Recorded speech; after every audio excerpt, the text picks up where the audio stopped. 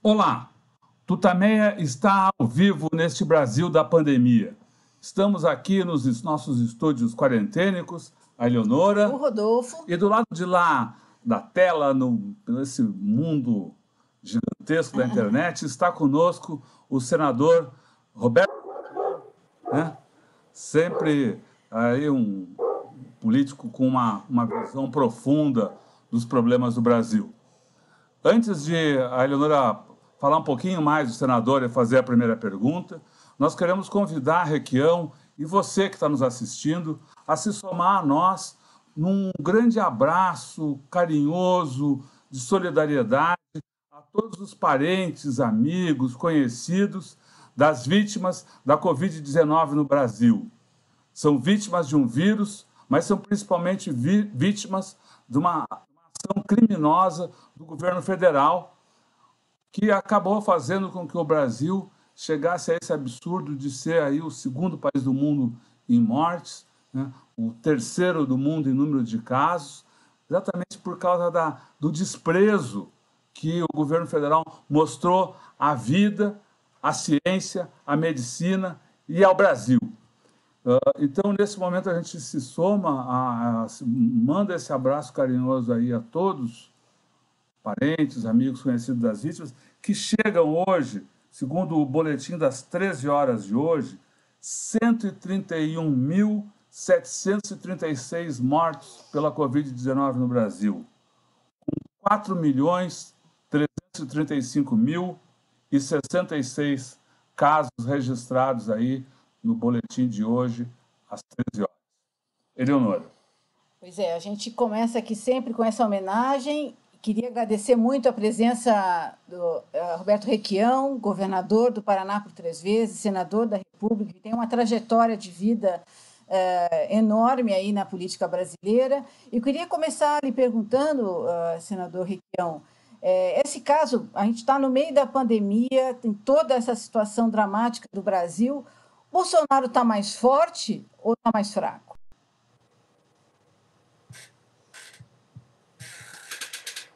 Comigo, Eleonora?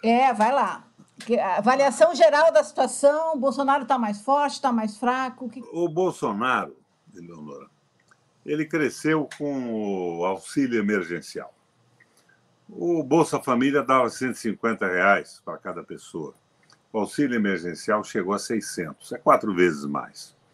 Então, ele se apropria, de certa forma, do eleitorado mais afastado das questões políticas e econômicas, que foi do Lula, com as políticas compensatórias, e passa a ser dele agora. Ele está atacando aquela base mais ou menos irracional do ponto de vista político que elegeu o Lula.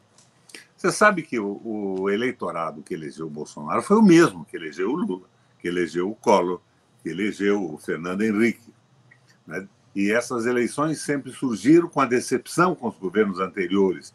Não foi uma coisa ideológica, foi um jogo de mobilização pela decepção. Posteriormente veio o jogo geopolítico dos Estados Unidos, a destruição da imagem dos políticos, a participação brutal, violenta da Globo, desmoralizando tudo. E todo mundo sabe hoje que a própria Lava Jato foi uma jogada contra a corrupção, sim, era endêmica no Brasil, tem que ser combatida sempre, tem que ser combatida hoje, mas ela acabou se dirigindo do ponto de vista da desorganização das empresas brasileiras. E se o Lula, lá atrás, tivesse entregado o pré-sal para os americanos, não tinha havido Lava Jato nem nada disso, que é uma jogada que se repete no mundo, como se repetiu essa política de trabalhar com a decepção, não propondo nada, com o Beppe Grillo na Itália, com o Erdogan na Turquia, com o Trump nos Estados Unidos e o Bolsonaro no Brasil.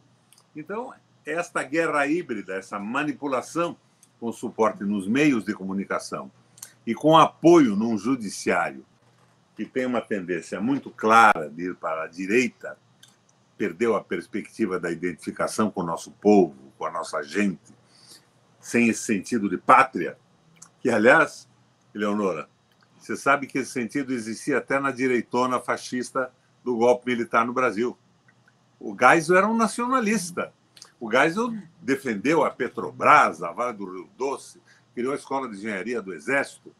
Era autoritário, nacionalista. Portanto, nós podíamos classificá-lo como fascista, né? O autoritário nacionalista se aproxima mais do modelo fascista. Mas no peito do Geisel batia um coração brasileiro. Isso não existe mais. O Bolsonaro não tem a menor ideia do que seja pátria, do que seja nação, do que seja processo civilizatório do país. E os generais que o estão apoiando, com pijama, sem pijama, são generais despidos de qualquer amor pelo Brasil e identidade com o nosso povo. Então, nós estamos num momento muito ruim. E a gente verifica com clareza que, ao lado disso tudo, ao lado da adesão da Lava Jato, do Sérgio Moro, aos interesses norte-americanos, há também um espírito de corpo, uma tentativa de jogar como instância máxima da autoridade judicial do Brasil, atropelando o Supremo Tribunal, atropelando STJ, atropelando o judiciário de uma forma geral e fazendo valer a sua ponderação maior no processo de julgamento da luta contra a corrupção. Mas eles se comportaram de uma forma absolutamente corrompida também. E eu, Eleonora, eu cometi um erro. Eu fui o relator da lei de abuso de poder. E, em determinado momento, eu mantive a prerrogativa do Ministério Público tomar a iniciativa das punições de abuso, podendo a parte privada entrar se eles, em um determinado tempo, não tivessem tomado providência. Foi um erro. Alguns ministros do Supremo me advertiram disso. Mas eu não queria uma guerra contra o Ministério Público, porque eu já tinha travado lá atrás uma guerra a favor do Ministério Público. O meu gabinete era o gabinete de apoio da Ellen Grace, que saiu do Ministério Público e acabou ministra e presidente do Supremo Tribunal. Então, eu fiz uma espécie de um voto de confiança neles. Eles vão pensar na seriedade da justiça brasileira contra a corrupção? Não. Eles utilizaram como instrumento dos interesses geopolíticos dos Estados Unidos e dos interesses da corporação. E o corporativismo, Eleonora, é a face coletiva do individualismo.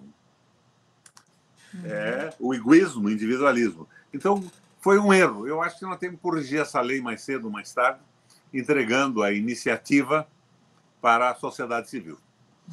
Senador, o senhor falou que o Bolsonaro não tem a menor ideia do que seja pátria. Você poderia explicar por que o senhor faz essa afirmação? Com base em que o senhor faz essa afirmação?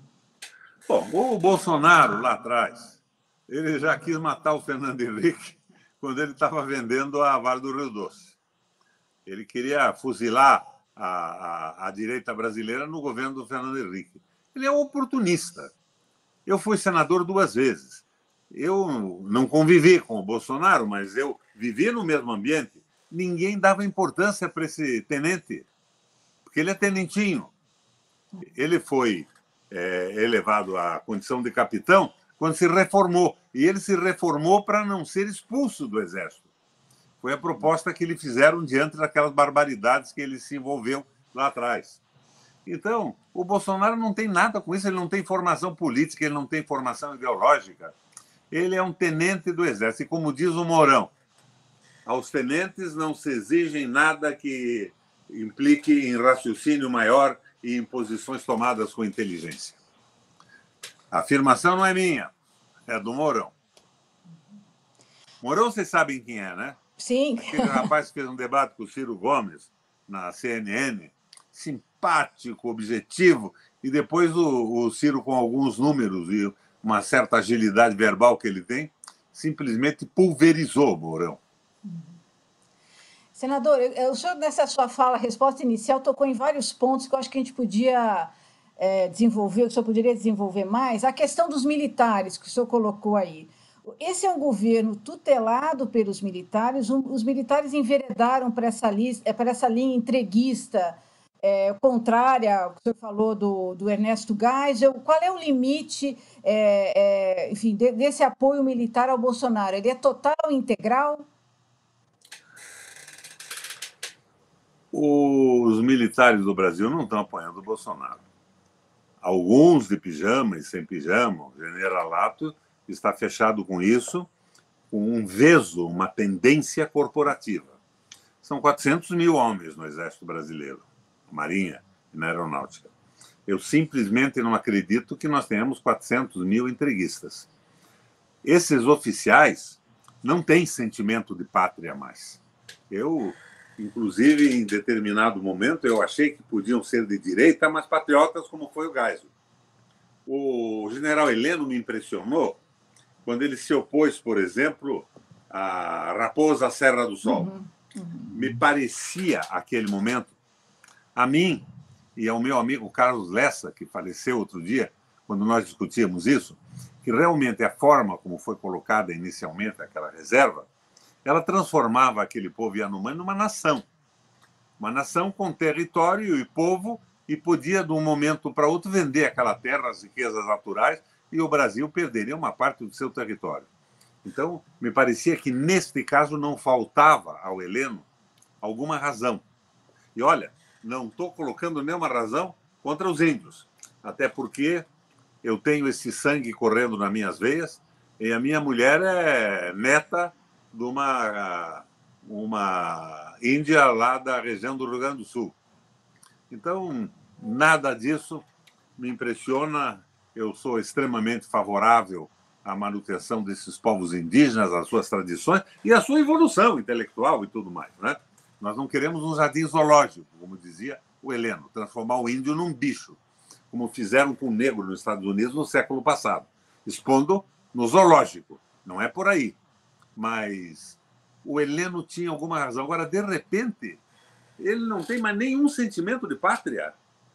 De repente, eles são servos dos Estados Unidos. Tem um brigadeiro que eu vi na televisão, apresentado ao Trump por um oficial norte-americano, como este aqui está sendo pago pelo Brasil, não é por nós, mas ele veio aqui para me servir. Meu Deus, esse não é o nosso exército. E veja, quem fala com você desta forma e tem esse sentimento terrível é um ex-aluno do CPUR. Aspeó Ficave Roberto Requião. Eu sou da reserva. Hoje, menos reserva, com quase 80 anos, né? Aliás, eu tenho 80 anos incompletos. Mas acho que ainda tenho, por tradição familiar, uns 40 anos de vida útil para contribuir muito com o meu país. Então, que os militares, é uma parcela dos militares que apoia o Bolsonaro. E o senhor não vê possibilidade de mudança desse rearranjo do Bolsonaro com os militares? Os militares vão ceder em tudo? O que está acontecendo aí? Eles estão funcionando como uma corporação. Já tem 6.700 militares da reserva e da ativa no governo do Bolsonaro. Isso é uma coisa simplesmente inacreditável. Até porque isso acontece, Leonora, porque o raio do Bolsonaro não conhecia ninguém. Ele era um deputadozinho isolado lá no... Ele está pondo militar porque não conhecem mais ninguém, eles não têm contato nenhum. Além de não ter identidade, eles não têm contato com a sociedade brasileira. Então, eles estão agindo corporativamente, melhorando o salário, tentando com isso comprar a tropa. Mas o que vai acontecer é que de janeiro a março desse ano, antes do Covid, que é uma espécie de um acelerador de incêndio, antes do Covid, nós já tínhamos, segundo esta revisão de cálculo do IBGE, perdido 2,5% do produto interno bruto brasileiro. Aqui no Paraná, já tem grupos de pessoas desesperadas assaltando caminhões frigoríficos para se apropriar de frangos, para poder se alimentar. Então, é evidente que o Covid acelerou um pouco esse processo, mas esse processo basicamente é devido à política estúpida do Guedes, esse liberalismo que faliu no mundo inteiro. E o povo brasileiro que conheceu o Getúlio Vargas e a nossa consolidação das leis do trabalho, que conheceu a evolução do Ocidente em relação a direitos de trabalhadores, das mulheres e tudo mais. E isso tudo se incorporou à nossa legislação e se incorporou na cabeça das pessoas como direito adquirido. Quando a crise apertar mais, não vão se conformar em se submeter a esta canalha que acabou com a CLT. Eu acho que tinha que ser modificada a CLT, mas jamais destruída, porque a sociedade evolui, né? Para alegrar um pouco o pessoal mais à esquerda aí, nós temos a quinta unidade da dialética, que é a constante mutação dos fatores. E isso implicaria necessariamente a revisão da legislação, porque as próprias relações de trabalho estão sendo revistas. Mas o que acontece no mundo inteiro em relação a isso? A Alemanha, no setor informatizado, está reduzindo o horário de trabalho para 30 horas. Para quê? Para mais gente entrar no mercado de trabalho e, portanto, mais gente ser mantida no mercado de consumo. O Japão está fazendo a mesma coisa. Os Estados Unidos, no New Deal, no novo pacto, diminuiu a carga horária e aumentou os salários para que se restabelecesse o círculo virtuoso do desenvolvimento. E cá entre nós três, que não nos escutem mais ninguém. É uma confissão muito pessoal que eu faço a vocês. Só o trabalho produz riqueza. Eu quero repetir aqui como eu comecei na minha carreira política, fazendo discurso nos arrabaldes na periferia da minha cidade.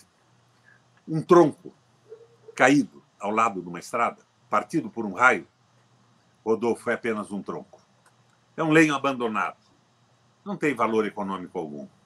Até que o homem se debruce sobre ele com a sua inteligência e o seu trabalho e o transforme num bem econômico. Numa mesa, numa cadeira, numa tábua de lavar roupa. E se é só a inteligência e o trabalho do homem que produz riqueza, como é possível a gente aceitar que o capital financeiro, essa mais-valia apropriada por uma minoria, cada vez mais minoria, cada vez mais rica no Brasil e no mundo, dite as regras e escravize as pessoas, marginalize os trabalhadores e crie uma sociedade para muito poucos? Isso não é sustentável. O Brasil não vai se subordinar a esta loucura de ser transformado numa plantation, como as plantations inglesas, lá na África, e o dia que eles saíram, porque não podiam ficar o tempo todo, não ficou nada do progresso prometido, da evolução, da inteligência, da educação. Então, nós não podemos nos submeter a isso. Por mais que pareça simpático o Mourão, eu achei um encanto o Mourão ontem na CNN. Estava uma graça, simpático. Ele chegou a dizer que não tem incêndio no Pantanal, que é porque o cara está cozinhando lá uma lata de cera cheia de feijão. É possível que isso possa ser assim? E diz que está trabalhando muito para ser vice do Bolsonaro na próxima eleição. O Brasil não vai aceitar isso. O nosso exército, as nossas forças armadas, não vão aceitar isso, por mais que a sua cúpula, a cúpula de hoje, esteja corrompida em favor do seu próprio salário, do seu domínio, da sua aposentadoria especial, da pensão para as suas viúvas, os seus filhos, as suas mulheres.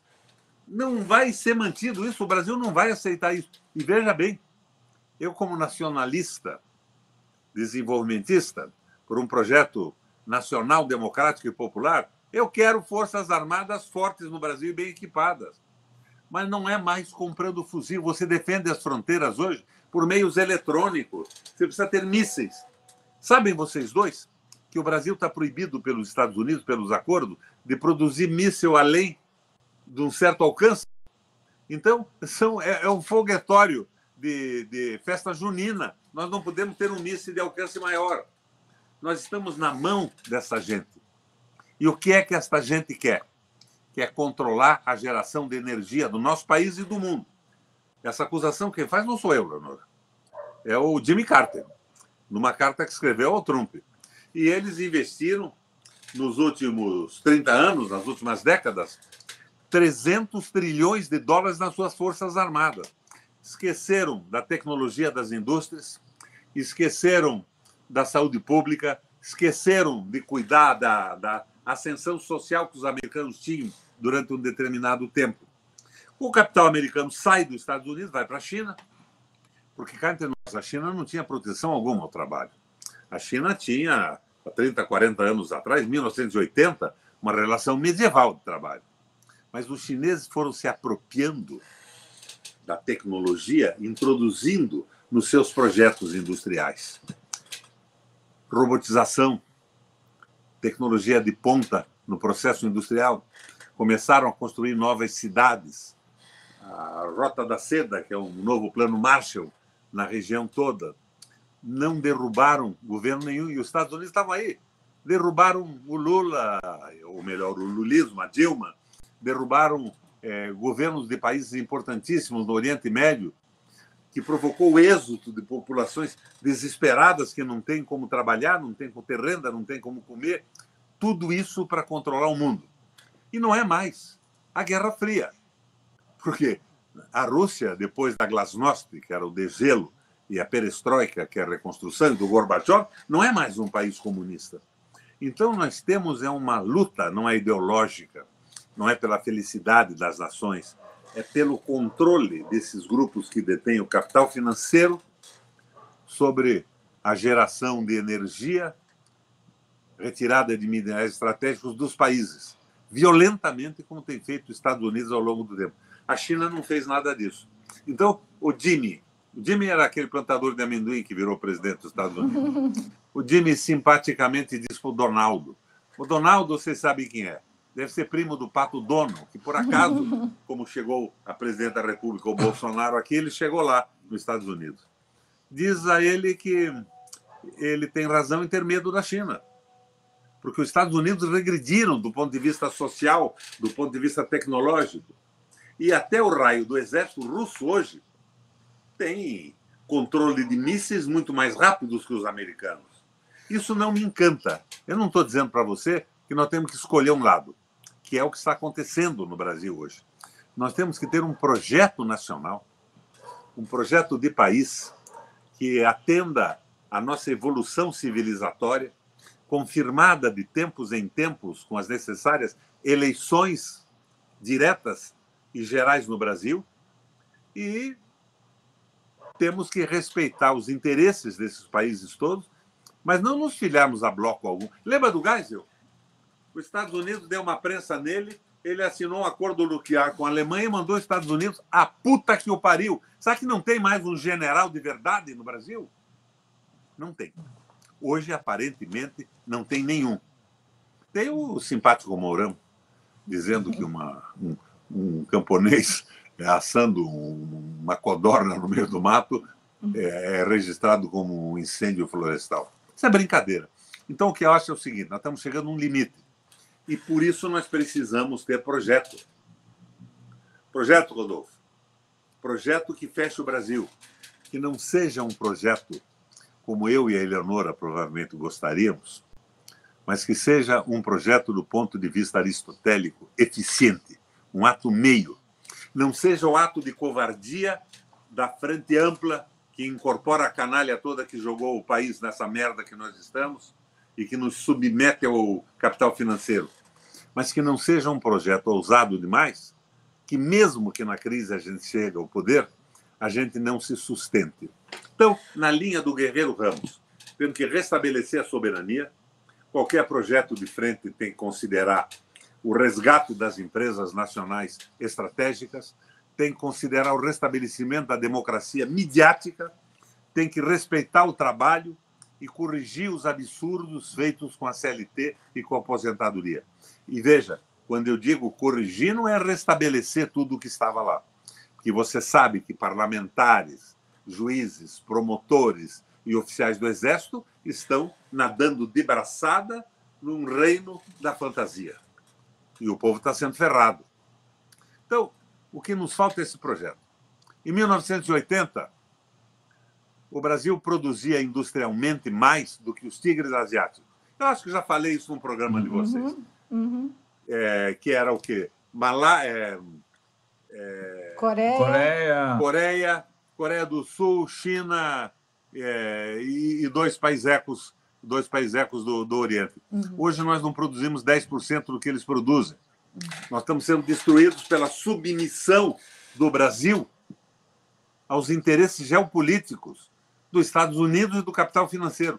Agora, pasmem vocês, quem é que disse isso concordando comigo no Senado da República? O general Vilas Boas.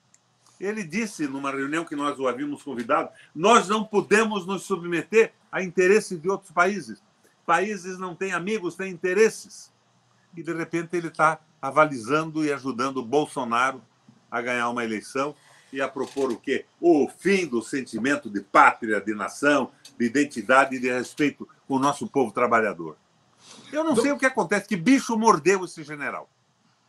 O que o senhor está dizendo diferentemente, o Bolsonaro diz que as relações com os Estados Unidos são relações comerciais em que os interesses do Brasil são respeitados. O que o senhor está dizendo é que as relações de Bolsonaro com os Estados Unidos são relações de subserviência, de suzerania.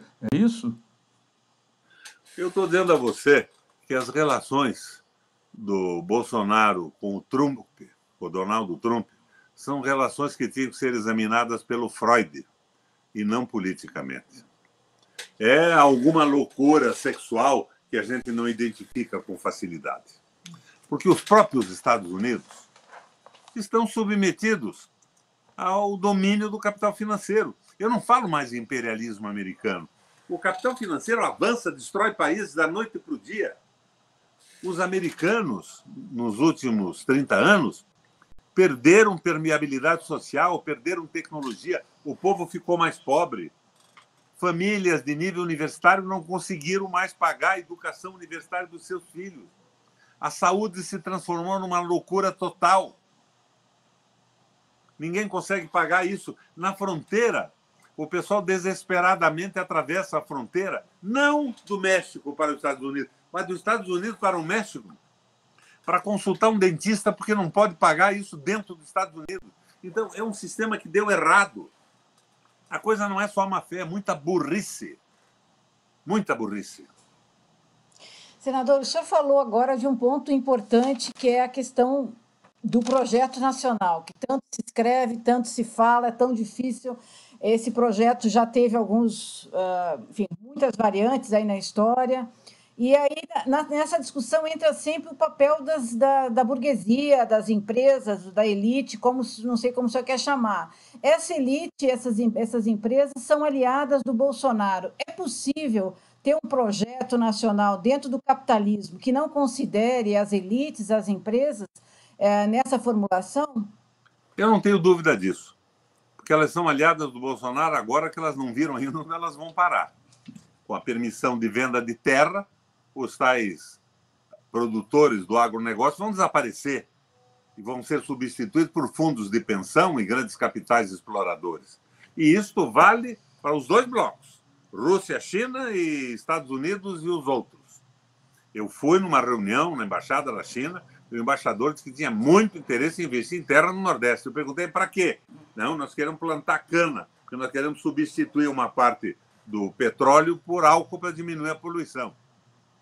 Vá para o diabo que eu carregue.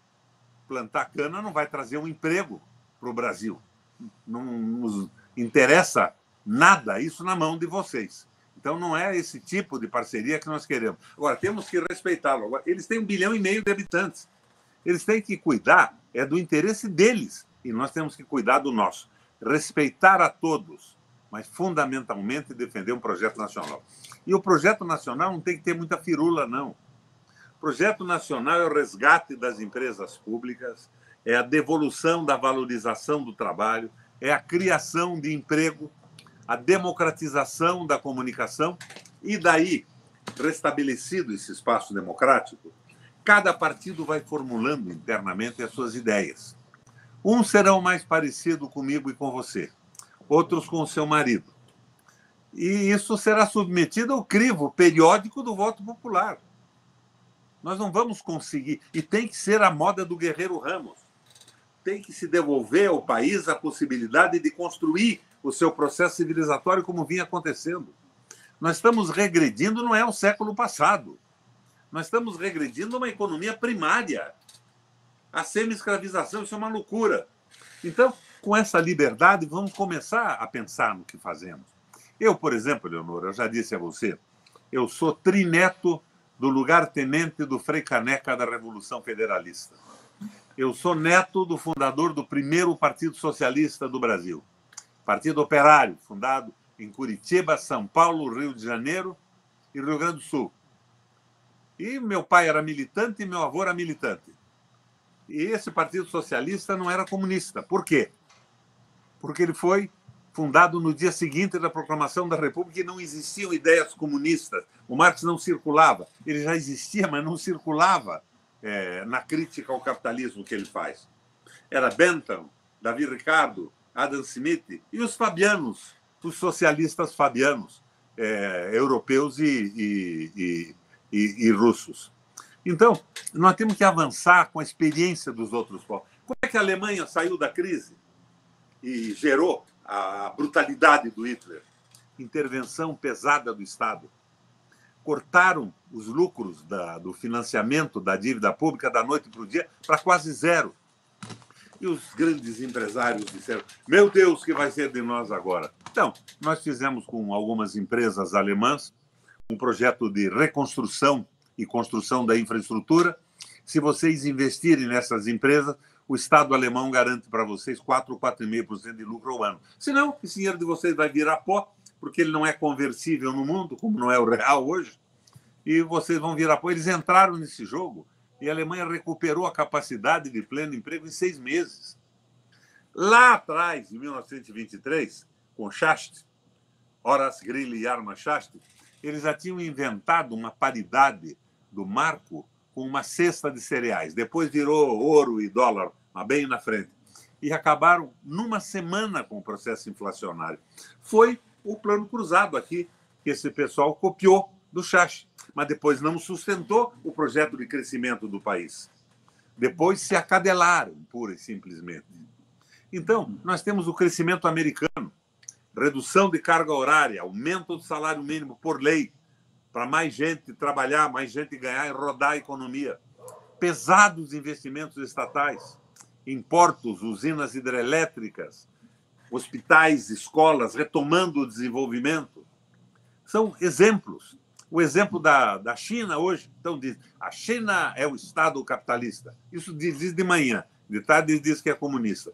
A China tem um plano nacional muito rígido, mas ela delegou a operação para grupos, cooperativas e grupos privados. Mas são absolutamente controlados. Não existe essa possibilidade de livre mercado contra o interesse do país. Como está existindo agora com arroz. Você sabe que nós produzimos muito mais arroz do que comemos? Mas com o dólar a 5,50, 5,60, para alguns países virou uma sopa no mel, comprar arroz a preços mínimos. E eles vendem para ficar com o dólar e aumenta o preço no mercado interno. Enquanto isso, o MST está vendendo aí produção do seu arroz orgânico a 5,50. Aqui em casa, só comemos arroz no MST. Isso. Recomendo a vocês, de primeiríssima aqui qualidade. Também. Arborizado ainda.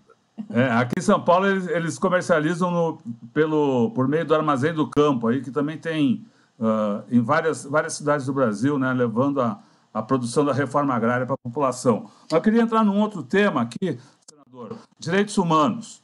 Hoje foi a sessão de abertura do Conselho de Direitos Humanos das Nações Unidas. E a Michelle Bachelet, ex-presidente do Chile, ela que fez o discurso de abertura, e no seu relatório ela denunciou mais uma vez a situação dos direitos humanos no Brasil. Denunciou que havia relatos de violência no campo, despejos de comunidades sem terra, ataques a jornalistas e a defensores de direitos humanos. Pelo menos 10 assassinatos de defensores de direitos humanos neste ano. E a erosão dos órgãos independentes de consulta e participação popular. Qual é a sua avaliação desse quadro traçado pela Michelle Bachelet? Tudo isso é verdadeiro. Mas ela esqueceu de dizer que ela, como presidente da República, sustentou a previdência montada pelo Milton Friedman com o Pinochet e avalizada pelo Guedes, que trabalhava por lá. O que eu vejo é que ela disse uma verdade, mas, de repente, essa verdade só é levantada em determinados momentos. Por isso eu insisto, temos que ter um projeto nacional, respeitar os outros países, bater continência para eles. Você sabe que eu me irrito profundamente com essa história da continência do do Bolsonaro. E por que eu me irrito? Porque isso não tem importância nenhuma. A continência surge na Idade Média quando os soldados utilizavam um elmo com viseira. Um soldado cruzava com um oficial ou com outro soldado e ele queria ser reconhecido. Então, o gesto, a continência, era com a mão direita levantar a viseira. Era uma saudação, um gesto de simpatia, um bom dia, mostrando a cara limpa. E o Bolsonaro podia fazer continência para os Estados Unidos, que não é um país com o qual não tenhamos relações, podia fazer continência para a China, para a Argentina, para a Rússia, para Cuba, para a Colômbia, que não tem importância nenhuma, é um gesto de simpatia. E nós ficamos brincando com essas bobagens enquanto não criticamos o domínio absoluto da banca. E vocês sabem que eu fiz um comentário sobre o discurso do Lula, alguns apartes que eu faria a ele, se me fosse dada essa oportunidade.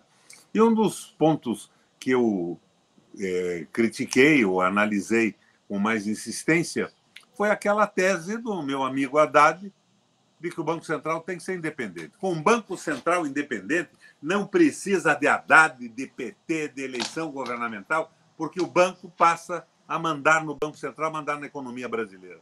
Então, essa tapeação toda é que me irrita. Ao mesmo tempo, critica a continência do Bolsonaro à bandeira americana. Olá, faço eu também uma continência, mas faz a sua subserviência se manifestar em relação ao capital financeiro. Assim não dá.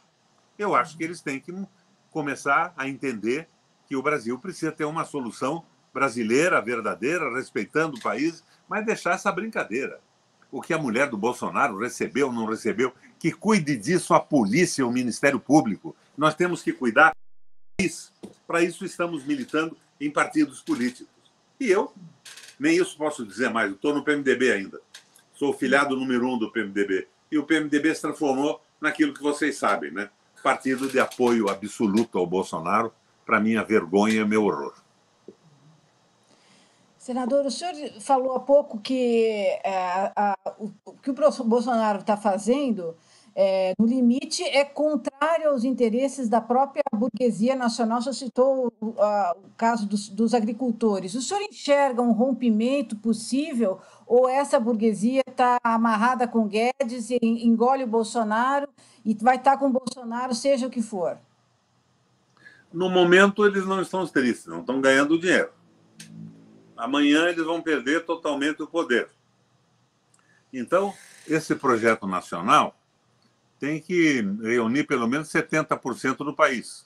Não pode ser o projeto dos nossos sonhos utópicos, embora a utopia, na sua realização, seja a fórmula do progresso da humanidade. Mas nós temos que ter um plano que considerasse essas forças todas, restabelecendo a democracia, a soberania, o direito do trabalhador, para nós podermos avançar. Vou na linha do Guerreiro Ramos. Vamos por etapas. Como dizia o esquartejador, vamos por partes. Mas esse projeto conquista essas elites? Eu acho que a crise que vai chegando aí vai levar todo mundo para o mesmo barco. E as elites que não serão conquistadas são os grandes beneficiários do capital financeiro, os muito ricos e tal. E, como diria o Olavo de Carvalho, utilizando uma expressão muito encontradiça nos seus textos, eu quero que essa elite vá para a puta que pariu. O que me interessa é o povo brasileiro, o nosso processo civilizatório no nosso país, para os nossos filhos e para os nossos netos. Senador, eu queria que o senhor comentasse um pouco a sua visão da oposição. A gente teve, nesse primeiro período do Bolsonaro, vários momentos. No início do ano, cresceu o movimento aí do Fora Bolsonaro, a pandemia trouxe de volta a questão do impeachment, mas hoje parece que o Bolsonaro está, até por conta do auxílio emergencial, como o senhor falou no início, nadando de braçada. Por que a gente não consegue fazer uma oposição? Por que a oposição não consegue, enfim, fazer um movimento mais forte contra um governo que tem características fascistas? Porque a oposição é uma convivência de capelas. Capela, aqui no Paraná, é um aglomerado de bugios, é o coletivo de bugios. Os bugios se reúnem numa capela. E quando os bugios brigam na capela, eles têm o costume de jogar as próprias fezes uns nos outros. Esta oposição está pensando eleitoralmente. Eles estão, de repente, acenando para o mercado financeiro, acenando para a imprensa, fazem saudações incríveis. Meu Deus, a Globo deu um espaço para o fulano dizer bom dia para o Brasil inteiro. A Globo é uma maravilha. Saúdam com entusiasmo aquele menino lá, o Rodrigo Maia, presidente da Câmara, o nosso companheiro Rodrigo Maia. O PCdoB elogiou e participou da eleição do Rodrigo Maia. Daí, no dia seguinte, o Rodrigo Maia manda a carteira verde e amarelo para o plenário. Rodrigo Maia, numa aliança clara com o Guedes, não gosta do Bolsonaro, ele gostaria de ser presidente no lugar do Bolsonaro. Ele fica imaginando, porra, esse Bolsonaro, com a minha vida, a minha formação, sou filho do César. Esse cara podia ser motorista lá em casa, não presidente da República. E esse cara não pode ser considerado na nossa frente. Então tem que acabar com essa perspectiva eleitoral, essa visão limitada. Nós tínhamos que ter um candidato único a presidente da República, um projeto nacional de restabelecimento da soberania, da democracia, do respeito ao trabalho. Claro, moderado, aristotelicamente, o ato eficiente e o ato meio, sem o extremo da covardia, que é a frente ampla, ou o extremo da temeridade, que é o avanço que não se pode sustentar depois. E avançar com a opinião pública. Nós não temos formação de opinião pública. Você veja, o PT não se incomodou com isso. Eu digo o PT, não por estar me opondo ao PT, mas porque foi governo. Nós tínhamos que formar quadros médios, o pessoal tinha que saber o que está acontecendo no país e no mundo. Não. A coisa foi tão precária que, de repente, o auxílio emergencial conquista a base eleitoral do Lula. Com os nossos erros, nós temos que aprender. O tio do seu marido, que era barbudo como ele, disse certa feita: aos nossos erros chamamos de experiência. Você é neto do Karl Marx com essa barba. Mas, senador, o senhor faz uma crítica aí às oposições, dizendo que elas só pensam eleitoralmente. Essa é uma crítica que aparece. Mas essa é uma crítica que aparece muito quando se fala da ação das oposições no Brasil. No entanto, elas não precisam pensar em eleições. O sistema no Brasil, a conquista do poder é por meio das eleições. Essas eleições agora não têm nada a ver com ideologia, são eleições municipais completamente desapegadas das questões nacionais. E as oposições têm que pensar na eleição de 22, se houver eleição, e tem que ter um projeto que abranja, que contenha 70% da opinião pública brasileira. E um candidato único. Que candidato? Que se me dá? Pode ser o Ciro, pode ser o Haddad, pode ser o Dino, pode ser o Lula, desde que o projeto resolva esse impasse que nós estamos vivendo com essa direita e o capital financeiro comandando o Brasil. Daí, nesse espaço de democratização restabelecida, restituída ou instituída, se vocês preferirem, nós vamos ver os partidos discutirem as suas propostas. Por exemplo, quem é que criou a Previdência Pública? Parece incrível, ninguém sabe isso. A Previdência Pública foi imaginada pelo Bismarck na reunificação da Alemanha. Ele tinha tido notícias de alguns livros e algumas ideias do Johann Fichte, que já tinha morrido naquela época, que dizia o seguinte: a nobreza foi destruída pela burguesia porque a nobreza tinha direitos hereditários. E a burguesia foi crescendo fora dos muros das cidades e aumentando em número e em poder econômico. Em determinado momento, eles disseram: nós não admitimos mais esses caras mandando no nosso mundo, nos nossos países, enquanto que nós é que estamos trabalhando, temos mais esforço e temos mais recurso. Derrubaram a burguesia e consagraram a propriedade privada. Até a Constituição Francesa veio com isso, a Constituição Americana, a sagração da propriedade privada. Então, o que dizia o Fichte? Johann Fichte. A burguesia derrubou a nobreza, que se baseava no currículo familiar. E o que acontece na Alemanha hoje e no mundo? A burguesia está explorando o trabalhador. O trabalhador só tem a sua força de trabalho para sustentá-lo. Quando ele fica velho, quando a sua força de trabalho estiola, ele não tem como se sustentar enquanto o burguês tem o seu patrimônio, as suas propriedades, a renda do seu dinheiro. Então, acontece que os trabalhadores são um número extraordinariamente superior aos burgueses. Eles vão se levantar e vão derrotar essa revolução burguesa, como a burguesia derrotou a nobreza. O Fichte diz o seguinte: não, aqui na Alemanha eu não quero que isso aconteça. Então ele cria a previdência pública com a participação do patrão e do empregado, para que o sujeito, quando chegasse no fim da vida e não tivesse um capital maravilhoso, propriedades incríveis, pudesse sobreviver com uma aposentadoria sustentada pelo seu trabalho, pelo seu patrão e pelo Estado alemão. Querem acabar com isso agora. E dizem que isso é coisa de comunista. Aliás, eu sempre achei aquele Bismarck com cara de comunista. Embora fosse bem antes do Marx. O senhor disse que a oposição tem que marchar unida com um candidato único para as eleições de 22. Deveria marchar unido.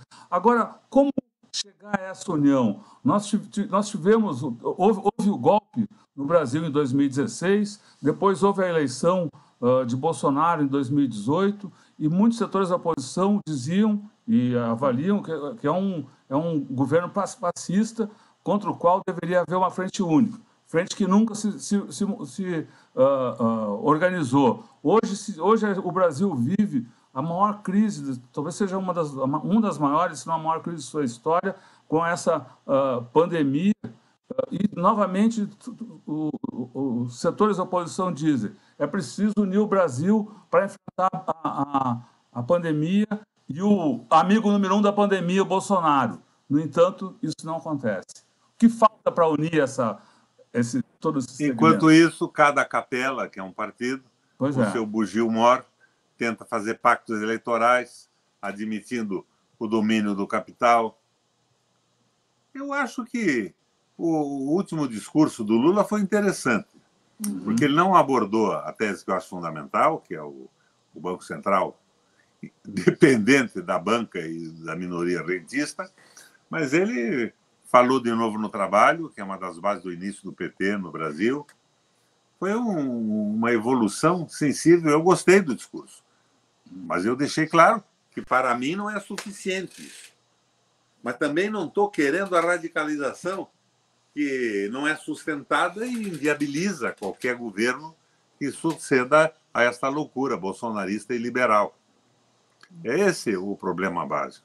Então, nós temos que nos convencer disso, senão nós vamos ver na crise, na anarquia total, na anomia que o país está sofrendo, sem regra para nada, sem justiça, sem nada, a justiça servindo a interesses de grupos econômicos, de riqueza de juízo. Olha, um país, Lucena, onde uma banca de advocacia, de repente, fatura de um cliente 100 milhões, 150 milhões, para vender o quê?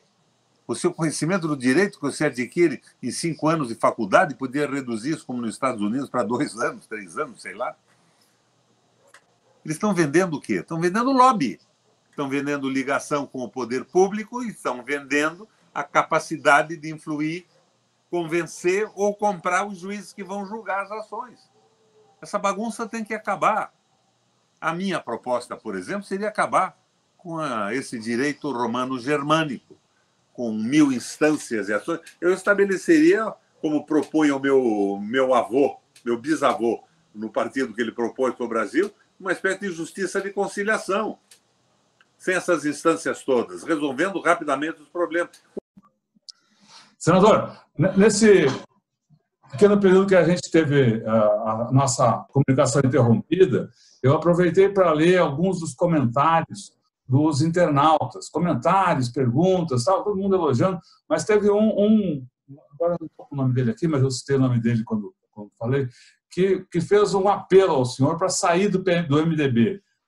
O que o senhor... Ele quer que eu vá para o partido do... Como é que era o nome daquele ministro da Fazenda do Lula? Ele que foi prefeito lá de Ribeirão Preto? O que importa é a posição que você toma. Eu estou isolado no meu partido.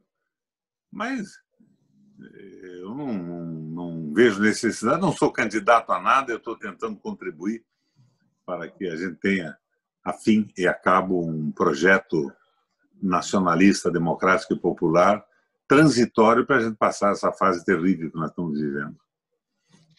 Ele quer que eu vá para o partido do Haddad para propor o Banco Central independente?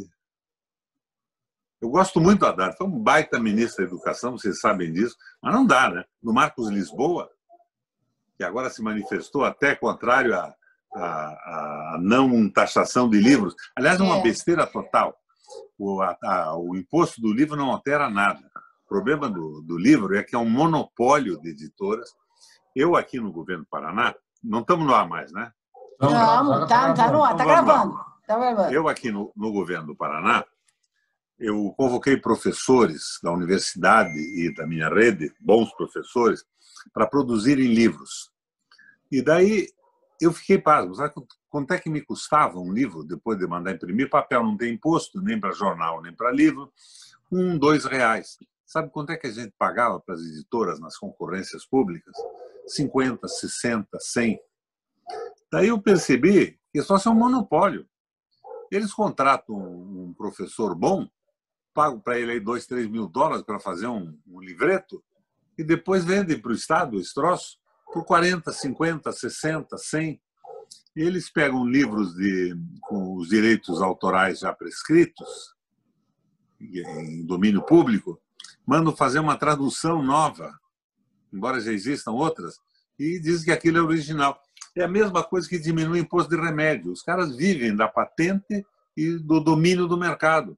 Você diminui o imposto do remédio, não vai baixar um tostão, eles vão cobrar sempre o máximo que puderem para vender. Então, essa reivindicação é de editora e a de remédio é de laboratório. Não tem muito sentido isso. Nós temos que acabar com o monopólio da edição dos livros. O autor mesmo nunca ganha grande coisa, não. É o monopólio da edição. E nessas concorrências nacionais, estaduais e municipais, eles se concertam e empurram preços que não é nem 100% a mais, é 500% a mais do custo. Então precisa acabar. É isso que me irrita um pouco, Eleonora. Daí o pessoal da esquerda toda querem tributar o livro. Eu vi o Cristóvão Buarque reclamando da tributação do livro. Já reclamaram também da tributação dos medicamentos. Não altera o preço para o consumidor final nem para o Estado. O que altera é o que eu fiz. Convoquei os meus melhores professores, mandei redigir em livros, mandei imprimir. E daí coloquei livro abundante de qualidade para a população do estado do Paraná que estava nas nossas escolas. Variação de autores e tudo isso, os próprios professores terem uma margem de escolha, mas não é o imposto que altera isso. Deixem de brincadeira. Senador, eu queria lhe perguntar ainda sobre o projeto nacional. O senhor tem sido muito enfático, com razão, na questão da primazia, do privilégio que tem o mercado financeiro no exterior e no Brasil e que resulta nessa situação de aprofundamento das desigualdades. Hoje, no Brasil, até em razão dos desdobramentos da Lava Jato, muitas empresas nacionais faliram e hoje, basicamente, o que tem de capital nacional são os bancos brasileiros, que são grandes empresas, são talvez o setor mais... E o agronegócio. E o agronegócio, mas o agronegócio mais disperso, porque a gente não tem tradings brasileiras, né? Eu digo, o capital nacional hoje, se for falar em termos de peso, os bancos são o forte do capital nacional. Como conciliar essa visão nacionalista e a questão digamos, da do poder exagerado que tem o mercado financeiro no Brasil e no exterior? Não vamos inventar nada novo. Vamos fazer o que fez o Horace Greeley e Hjalmar Schacht na Alemanha. Da noite para o dia, ele disse para os banqueiros: não pagamos mais juros na rolagem da dívida. Ai, meu Deus, o marco não é conversível, o nosso dinheiro vai virar apólice. Não. Vocês podem investir agora nas empresas que estão reconstruindo a Alemanha. Criou uma moeda na moeda, que era o MEFO, que é o setor metal mecânico, e vocês vão ganhar 4,5% ou 4% ao ano se vocês aplicarem nisso. Então, esse dinheiro que não produz um botão, uma luva, a peça de uma máquina e ganha do seu próprio giro, vai trabalhar agora para a reconstrução da Alemanha. Mas, para isso, você tem que ter um Banco Central dependente, não o independente do Marcos Lisboa e do Haddad. E veja bem, é o único defeito que eu vejo no Haddad. Eu acho ele ótimo. O senhor acha que esse discurso do Lula, que o senhor comentou há pouco, é uma virada na conjuntura para a oposição ou não? Foi um avanço. Faltou, eu fiz esses reparos, faltou isso. E um projeto mais claro, né, para mexer na vida da população, de criação de emprego, de aumento de salário. E eu acho que, se queremos um Brasil independente, temos que repensar nessa doação de estatais estratégicas. Não de todas, né? Você lembra o Fernando Henrique? Ele estatizou 63. Eu acho que uma boa parte, Eleonora, eu, você e o nosso barbudão aí, concordaríamos com ele. Eram empresas que não serviam para nada, foram criadas lá atrás num governo para fazer determinada coisa, algumas com grande sucesso à época, e de repente viraram só um plano de cargos e salários e reivindicações e greves, mas não de trabalho. Então, não se pode considerar isso uma empresa estratégica. Mas as estratégicas têm que retornar ao domínio absoluto do Brasil, que é o petróleo, que é a água, essa loucura que estão fazendo com a água aí. Agora, tem que deixar isso claro. Porque o que aconteceu na época que o Lula tomou posse, ele fez aquele acordão, você lembra? Eu denunciei a CC5, que era a Carta Circular número 5, que autorizava não residentes do Brasil mandarem dinheiro para fora, sem limite. E acabou sendo residentes também. Mas isso veio depois das privatizações do Fernando Henrique. Então, a minha convicção daltoniana é a seguinte: foi o dinheiro da corrupção da venda das empresas públicas que foi mandado para fora e fizeram aquela CC5 para isso. A CC5 não autorizou o Banco do Brasil nem a Caixa Econômica. Foi o Banco do Estado do Paraná, que estava sob o governo desse moralista famoso aí, o Álvaro Dias. E, olha, começou bem na política, estragou na capação. Hoje está na extrema-direita, votando venda da água, votando o projeto que autoriza a Petrobras vender excedente de petróleo sem licitação. É uma loucura total. Mas foi isso que acabou com a possibilidade dessas conquistas. O pretexto era o seguinte: nós não conseguimos governar sem o apoio do PSDB. O Fernando Henrique tinha assinado o consenso de Washington. Então, qual era o acordo? Nós não mexemos mais no destino da remessa desse dinheiro nos Estados Unidos. O Márcio Tomás Bauer mandou buscar o delegado lá nos Estados Unidos, trouxe de volta, mas nós vamos ter o apoio do PSDB no Congresso Nacional. E daí, a única oposição que surgiu nesse período novo fui eu, que nunca concordei com o Meirelles, com o Joaquim Levy, nem atualmente com Guedes e tudo isso. Foi o processo de domínio do capital financeiro sobre a economia brasileira. Não houve um projeto de recuperação industrial, de crescimento e tudo isso, mas houve troços extraordinários. O Lula se identificava com o trabalhador, sabia o que era o sofrimento do salário mínimo, de faltar comida no fim do mês, e vieram as políticas compensatórias. Políticas compensatórias, Eleonora, que já tinham sido aconselhadas pelo Fundo Monetário Internacional. Então, veja, mas eu acho que de tudo isso que sobrou, é que o povo brasileiro subiu um degrau na sociedade e não vai se conformar mais em ser semi-escravizado no trabalho e tudo mais. Foi um período positivo para a história brasileira. Agora, eu quero que isso se recoloque, mas com precauções que não foram tomadas. Portanto, me pergunto, quer ser amigo do Lula? Sou. Bastante. Você vota no Lula? Eu voto num programa, não voto no Lula. Se for o programa do consenso nacional, o programa da recuperação do país, da retomada dos caminhos civilizatórios, voto. Por que não? Agora, acho que todos eles estão errados. O Ciro, o que o Ciro está fazendo? O Ciro, inspirado no que aconteceu com a despolitização da política no mundo, eu já citei para vocês aí o Endorgan, o Beppe Grillo, o Trump, esse jogo geopolítico dos Estados Unidos, a guerra híbrida, ele jogou um jogo despolitizado. Agora, não dá mais para ter isso, tem que ter um projeto nacional. Essa loucura de não dizer nada, que foi o Bolsonaro. Qual é a sua opinião? Fala lá com o posto Ipiranga. Eu quero acabar com os ladrões, meter bala nos petralhas, nisso e daquilo. E tinha corrupção no Brasil. Não era o PT. O PT também, não é? O cara que eu não lembrei o nome, agora veja, esses cabos acabam sendo esquecidos na história do Brasil. Era o famoso Palocci. Então o cara me diz, por que você não sai do PMDB só se o Palocci assinar a minha ficha do PT? Bom, ao diabo que eu carregue, não é o momento de discutir isso. Eu estou apostando na unidade. E para apostar na unidade, eu fui governador 3 vezes, eu fui presidente do Parlamento Europeu Latino-Americano nos últimos 2 anos do meu mandato, conhecendo as medidas econômicas e as lideranças do planeta. E eu quero colaborar sem me preocupar com candidatura pessoal para poder fazer o que eu estou fazendo com vocês. Quando eu vi que a ameaça não era ameaça ao PT, era ameaça ao Brasil, eu coloquei a minha candidatura em jogo. Eu perdi a eleição aqui porque eu fui confundido com o PT e o PT era confundido com a corrupção, o que não é verdade.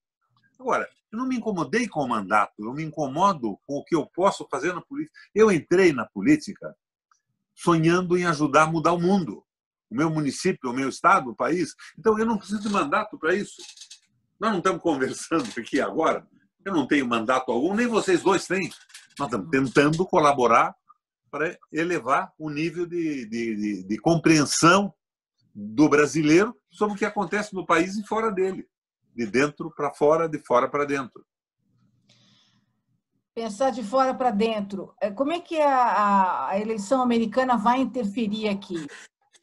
Não vai. Não vai. Não vai, não vai. Quem é que grampeou a Dilma, Eleonora? Foi o governo do Obama. Agora, você não vai me pedir para dizer que não foi um progresso nos Estados Unidos a eleição do preto Obama. Foi. Avançou para burro. Depois do Mississippi em chamas, 30 anos depois do Obama Celeste, é uma coisa maravilhosa. Mas as guerras do Obama foram guerras imperiais. Matou gente, destruiu países, desabrigou sociedades que estão atravessando fronteiras em desespero hoje, num êxodo fantástico e fantasmagórico. Então, nós estamos evoluindo nesse processo. Mas não vai mudar nada, nada, nada. O Biden era o vice do Obama. Será que esqueceram disso? Quem é que grampeou a Dilma e a Petrobras? Mas o Bolsonaro não perde um apoio importante? O Bolsonaro já perdeu apoio no Brasil.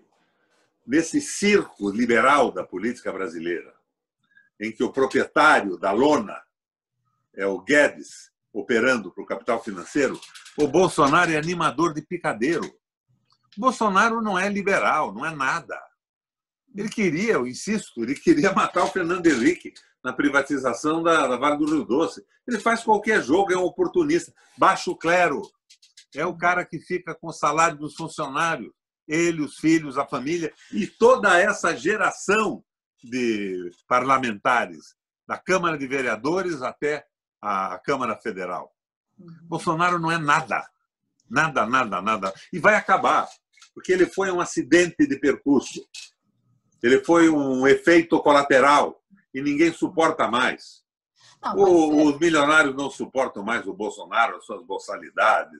O Rodrigo Maia, lá o Nhonhô, por que não eu, que fui educado pelo César Maia em boas escolas e tudo? Não, mas as pesquisas então, estão o Bolsonaro vai ser defenestrado. Mas a minha preocupação é com a política que ele está executando, não com ele. Mas o Bolsonaro vai ser defenestrado? Será que dá para imaginar isso? Ele crescendo com apoio popular, como o senhor começou dizendo, a entrevista dizendo que esse apoio é resultante do auxílio emergencial. Você já não viu o que a Globo fez com ele? Mesmo crescendo e tudo isso, não tem mais o interesse dessa representação do capital financeiro e dos interesses geopolíticos norte-americanos. E esse auxílio emergencial foi cortado pela metade. Quer dizer, E no fim do ano não vai ter mais, porque o projeto liberal da economia não sustenta esse benefício, a não ser que aumentassem a tributação sobre as grandes fortunas, sobre os lucros de capital, que só são liberados no Brasil, na Estônia e no mundo. E por que, explica melhor como vai ser defenestrado? O que significa essa... Significa que ele cai do governo com impeachment, sem impeachment. Ele não é tolerado pela burguesia brasileira. Ele está tentando fazer um Beppe Grillo, se identificar com o lumpesinato. E não vai poder sustentar economicamente essas esperanças. Ele será uma frustração para a população. Então, a minha preocupação é que nessa frustração surja um projeto para o Brasil, para nós, para dentro, ou ficamos na mão de ditadores. Eu não suporto mais dizer que o Bolsonaro é fascista. O fascista é autoritário e nacionalista. O Bolsonaro não é porra nenhuma. O Bolsonaro é um equívoco, é um efeito colateral desse processo de desmoralização da política, da internet, da Globo e de tudo mais. Leonora, eu ia ser, segundo as pesquisas de opinião, o senador mais bem votado do Brasil na proporção dos eleitores do seu estado, 5 dias antes da eleição. Daí, hoje eu soube que adversários meus compraram 10 mil chips de telefone e veio aquele troço. O Requião é um marajá da política, um velho, embora não tenha essa barba elegante do seu marido, um velho aposentado que ganha 450 mil reais por mês. E eu não sabia disso. Entupiram o Paraná com centenas de milhares de fake news de WhatsApp. E eu perdi a eleição. O Requião bate na mulher. Minha mulher está aqui do lado. Quem apanha aqui em casa de vez em quando sou eu. Eu não bato em ninguém. Mas me desmoralizaram de uma forma pesada e eu perdi a eleição. Então, é a manipulação desse jogo. Por que era importante tirar o Requião? Você lembra que o tal do Requião na presidência da Frente de Soberania foi quem, de acordo com seus pares, Patrus Ananias, grande companheiro, inclusive criou a Frente, que mandou uma carta para todas as embaixadas acreditadas no Brasil, dizendo que as suas empresas e os seus países estavam comprando, empresas públicas brasileiras, estavam comprando de quem não tinha autoridade para vender. Estavam comprando mercadoria roubada. E que mercadoria roubada é crime de receptação. Que mais cedo ou mais tarde eles teriam que devolver, sem indenização, porque já tinham sido avisados que não deviam ter comprado. Bom, eles não me toleravam, jogaram pesado em cima de mim. Vamos tirar o Requião da política, o velho Requião está gagá, está com mal de Alzheimer. Mas eu estou aqui com o meu Alzheimer e vocês dois conversando na internet sobre o Brasil. Quer dizer, sem mandato. A sua derrota é fruto de uma ação norte-americana também? É fruto de uma ação dos interesses norte-americanos, sem dúvida alguma. Que ousadia mandar uma carta para a embaixada americana e dizer que eles iam ter que devolver tudo que roubaram, considerando roubo essas compras do Temer, essa loucura que está acontecendo aí. Quer dizer, então, eu fui um alvo preferencial, mas não fui só eu. Foram outros candidatos a senador que estavam considerados pelos institutos eleitos e que perderam na reta final. Lindbergh, a Vanessa Graziotin. A própria Dilma. Lindbergh, Vanessa Graziotin, o próprio Fogaça lá no Rio Grande do Sul, a Dilma em Minas Gerais. Agora, é uma bobagem, porque não me tiraram a voz. Estou fazendo 10 vezes mais política do que eu fazia no Senado, que tinha aqueles compromissos burocráticos, aquela coisa toda. Quer dizer que graças, inclusive, a vocês. Quer dizer que o senhor não vê enraizamento do Bolsonaro na cidade? Não. Ele vai começar a perder. Não vejo enraizamento do Bolsonaro. Não há bem que sempre dure, nem mal que nunca se acabe. Quando eu disputei a eleição aqui para o Senado, para o governo do Estado com Álvaro Dias, que tinha sido meu companheiro lá atrás, Sim, que teve um bom trabalhavam começo, juntos. um bom começo na política brasileira, o Álvaro saiu completamente liquidado. Ele tinha mandado bater em professor, aquela coisa toda. Mas logo depois, ele foi candidato ao Senado e fez 4,5 milhões de votos no Paraná. Essas coisas não são definitivas. E a Lava Jato está sendo desmoralizada. Não tem um professor de direito no Brasil que, indagado, não te diga que a Lava Jato foi um instrumento para derrubar uma visão ideológica de nacionalismo, de democracia, de tudo. Agora, erros e corrupção tinha. Eu não vou dizer a vocês que uma parte desses vagabundos que foram atingidos pela Lava Jato não são ladrões, mas eles fizeram acordos com os empresários, acordos de leniência, soltaram esses caras para condenar e acusar inocentes. Eu não consigo imaginar, porque conheço bem, o Lula, presidente da 7ª potência industrial do Brasil, vendendo a sua alma por uma merda num apartamento numa praia de Santos que eu não queria frequentar. E olha, eu não sou de muito luxo, viu? Não tem cabimento isso. Não tem. A história da fazenda lá do sítio, o Lula estava indo para a Bahia, ele nem sabia que existia aquilo que os amigos tinham comprado. E os amigos fazem isso sempre. Comigo aconteceu isso, só que eu estava mais esperto que o Lula. Eu cortei pela base essas doações súbitas, esses troços. Mas não tem nada, é uma desproporção absoluta. O Lula é o bandido. O Lula tem quantos aviões a jato, quantos iates, quantas casas em Paris, apartamentos em Paris, em Andorra, na Inglaterra. Não tem cabimento isso. Agora, erro a gente chama de experiência e não repete. Por isso que eu não peço nem essa história do PT tem que fazer autocrítica. Autocrítica porra nenhuma. Quem faz autocrítica é o devoto para o padre no confessionário pedindo perdão a Deus. O político chama os erros de experiência e não comete outra vez.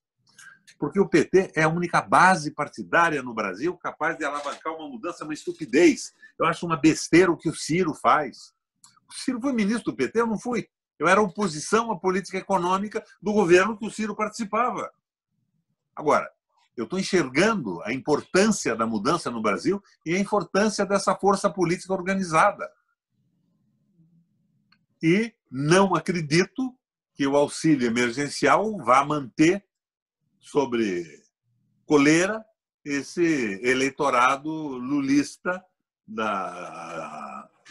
das políticas compensatórias. Como é que era o nome daquele troço lá? Bolsa Família. Bolsa Família, grita a minha mulher aqui. Maristela, vem aqui dizer para eles que é você que manda aqui, que eu sou o sofredor. Porque na internet eu batia na mulher, eu fazia, ai meu Deus do céu. E era um aposentado de 450 mil reais por mês. Bom, hein? Bom, o senhor falou do auxílio emergencial. Ele já está reduzido à metade e, de acordo com o projeto atual, termina em dezembro. O que acontece, então? Acontece que, se nós não tivermos uma proposta de unidade nacional, nós vamos continuar na briga de bugio de candidatos à presidência. Candidatos à presidência que, no momento, apesar de toda a boa imagem que eu tenho deles da administração, me aceita a Alcântara entregue para os americanos, privatiza o gás da sua capital, propõe Banco Central independente no meio de uma jornada eleitoral. Nós precisamos de um projeto sério, factível, sustentável e moderno que incorpore 70% da população. Você diz, não, mas os grandes milionários não vão entrar. Então, vamos tratá-lo como trata Olavo de Carvalho os seus desafetos. Nós vamos cuidar do Brasil, de um projeto nacional que restabeleça a esperança do povo brasileiro. Que eu quero estar vivo para acontecer isso. Eu tenho 80 anos incompletos. Portanto, só mais 40 de vida útil. Depois me aposento, vou morar num sítio aí, criar galinha.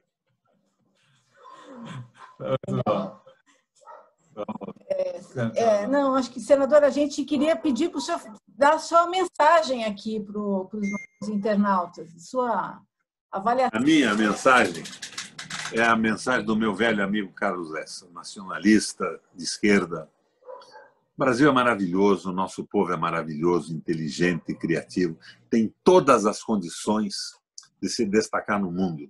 Povo sem guerras de fronteira, apesar daquela barbaridade que foi a Guerra do Paraguai, um assassinato em massa de um povo com interesses que não eram interesses legítimos do Brasil.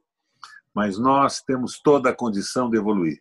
E esse momento Bolsonaro é um minuto na nossa história. Daqui a pouco a gente vai ver, com tristeza ou com alegria por ter acabado, um governo onde tinha general que dizia que a Terra era plana, o outro que dizia que os incêndios não eram incêndios, eram um amazônico cozinhando um feijão numa lata de cera. Essas barbaridades vão provocar o riso da gente. Hoje provocam o ridículo diante do mundo. Então, eu acho que nós vamos sair disso.